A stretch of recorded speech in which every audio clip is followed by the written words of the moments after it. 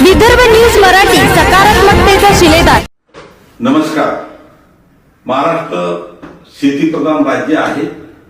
आपल्या राज्याची अर्थव्यवस्था, ग्रामीण जीवन, उद्योग आणि पर्यावरण हे मोठ्या प्रमाणात पाण्यावर अवलंबून आहे. त्यामुळे जलसुरक्षा ही आज केवळ विकासाची नव्हे तर अस्तित्वाची गरज आपण समजू शकतो. यावर्षी एल निनोमुळे मान्सूनच्या पावसावर परिणाम होऊ शकतो. हवामान विभागाने राज्यात सरासरीपेक्षा कमी पाऊस होण्याचा अंदाज व्यक्त केलेला आहे. यामागे जागतिक हवामान बदलासोबतच एल निनो या हवामान घटनेचाही प्रभाव असल्याचे तज्ञ सांगतात. यामुळे पाऊस कमी पडणे, पावसाचे असमान वितरण होणे किंवा काही भागामध्ये पाण्याची टंचाई निर्माण होण्याची शक्यता वाढते. अशा परिस्थितीत केवळ पावसाची वाट पाहून चालणार नाही, तर उपलब्ध पाण्याचे योग्य नियोजन आणि संवर्धन करणे अतिशय आवश्यक असून आपण पाऊस वाढवू शकत नाही, पण पडणारा प्रत्येक थेंब वाढवू शकतो.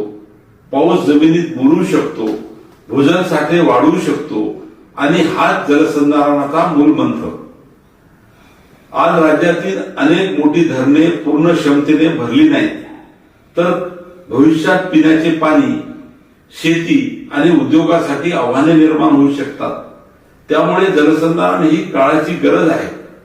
मृद व जलसंधारण विभागाने या पार्श्वभूमीवर राज्यभर मोठ्या प्रमाणात कामे हाती घेतली आहेत. गाळमुक्त धरण, गाळयुक्त शिवार योजना, जलयुक्त शिवार अभियान 2, प्रधानमंत्री कृषी सिंचन योजना, पाणलोट विकास घटक 2 यासारख्या उपक्रमाद्वारे जलसुरक्षा मजबूत करण्याचे काम सुरू आहे. सन 2025-26 मध्ये गाळमुक्त धरण व गाळयुक्त शिवार योजनेअंतर्गत सुमारे 3 कोटी घनमीटर गाळ काढण्यात आला आणि तो शेतकऱ्याच्या शेतात पसरवण्यात आलेला आहे. त्यामुळे एकीकडे जलाशयाची साठवण क्षमता वाढते, तर दुसरीकडे जमिनीची सुपीकता सुधारते. तलावामधून काढलेला गाळ शेतात पसरवलेल्या शेतकऱ्यांना मार्च 2026 मध्ये 23 कोटी निधी देण्याचा निर्णय सरकारने जाणीवपूर्वक घेतलेला आहे. यामुळे राज्यभरातून या योजनेला चांगला प्रतिसाद मिळाला.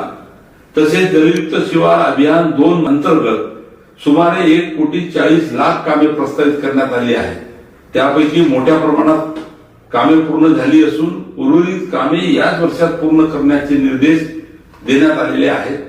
प्रधानमंत्री कृषी योजना पाणलोट विकास घटक 2 अंतर्गत हजारो शेतकऱ्यांना वैयक्तिक लाभ देण्यात आलेले असून यामुळे जलसंधारण आणि शेती विकास याचा प्रभावी समन्वय साधला जातो.